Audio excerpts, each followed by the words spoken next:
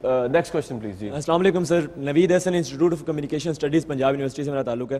Sir, आपने इसी तरह टेलीविजन पर बैठकर पूरी कौम से वादा किया था कि मैं 31 दिसंबर 2004 को वर्दी उतार दूंगा, लेकिन सिर्फ इक़्तिदार की लालच में आपने ये अपनी कौम से वादा वफा ना किया।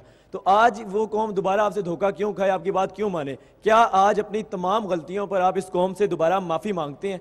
हाँ, ओके। पहली चीज़ तो ये कौम की बात ना करें, आप अपनी बात करें। कौम मेरे साथ है काफ़ी हद तक, काफ़ी लोग मेरे साथ हैं, वो आपकी बात से शायद आपकी बात से मुत्तफिक नहीं होंगे। अपनी बात करें, ठीक है ना? अपनी कहा करें। आप कौम को नहीं रिप्रेजेंट कर रहे हैं, आप अपने आप को रिप्रेजेंट कर रहे हैं। आप अपनी बात करें। अब मैं कहना चाहता हूं आपकी वजह, तो ये किसने कह दिया कि आप कौम के लीडर हैं 18 करोड़ अवाम के? ठीक है, तो आप अपनी बात कर लें। अब मैं ये कहना चाहता हूं कि 2004 में आपने बिल्कुल सही कहा, मैंने कहा था कि मैं वर्दी उतारूंगा, लेकिन उसकी रिस्पॉन्सेज जो पॉलिटिकल पार्टीज ने दी, कुछ पार्टीज ने, वो इतनी ज्यादा नेगेटिव दी, बजाय इसके कि वो अप्रिशिएट करते कि ये वर्दी उतार के प्रेसिडेंट रहना चाह रहा है, उसकी इतनी नेगेटिव और थ्रेट्स देने लगे कि अब हम उसके बाद हम पूरी निज़ाम को धर्म करना चाह रहे थे। वो पूरी डेमोक्रेटिक निज़ाम के बारे में उन्होंने, आप ज़रा अखबार देखें वो क्या स्टेटमेंट थी। उस वजह से मुझे तमाम अपने दोस्तों ने, करीबी लोगों ने, पॉलिटिशियंस ने कहा कि ये ना करें आप, इसकी वजह से पाकिस्तान की डेमोक्रेसी डिस्टेबलाइज हो जाएगी।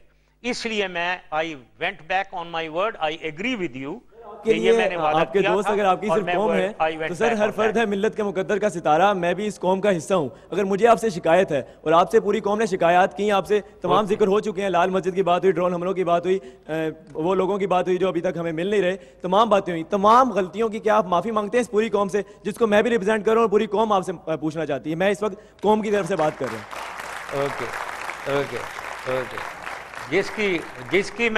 जिस बात की मैं माफ़ी मांगना चाहता हूं, वो मैंने माफ़ी मांग ली भी है और मैंने रिग्रेट कर लिया हुआ है, और वो NRO। लेकिन जहां तक लाल मस्जिद का है, उसका मैं ये कहना चाहता हूं, मैं बिल्कुल उसके बारे में मैंने माफ़ी नहीं मांगी। मैं ये माफ़ी छोड़े, मुझे अफसोस ज़रूर है कि कुछ लोग उसमें मारे गए, लेकिन आप जैसे लोग जो हैं उनको एक, मेरे ख्याल में आप जैसे नहीं, मैं आपकी बात नहीं करना चाहूँगा, बहुत से लोग ऐसे हैं जो समझते हैं कि वहां बहुत सी औरतें, ख्वातीन और बच्चे मारे गए।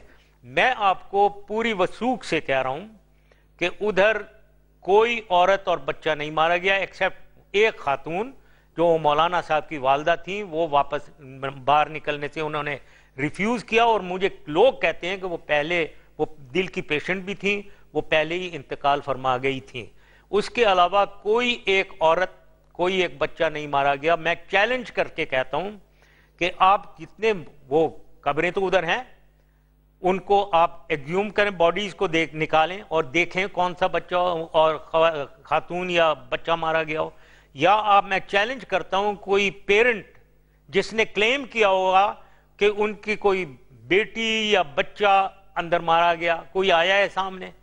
तो ये सारी अनफॉर्चुनेटली एक्सट्रीमिस्ट ने ये फैलाई हुई बातें हैं, जो अनफॉर्चुनेटली मीडिया ने ऐसे प्रोजेक्ट किया कि सच जो है वो झूठ बन गया और झूठ जो है वो सच बन गया, और आप भी उससे अफेक्टेड हैं। तो मैं गुजारिश यही करूंगा, ये बातें सही नहीं है, तो इसलिए मुझे माफी मांगने की जरूरत नहीं है। वहां रिट ऑफ द गवर्नमेंट का सवाल था। हमारी एक पूरे दुनिया में हमें कहा जा रहा था, डिप्लोमेट छोड़ छाड़ के जा रहे थे।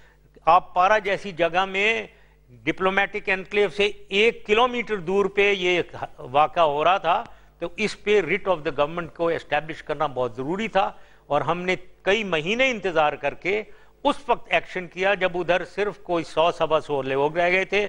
उनमें से 94 लोग मारे गए हैं, कोई औरत कोई बच्चा नहीं था।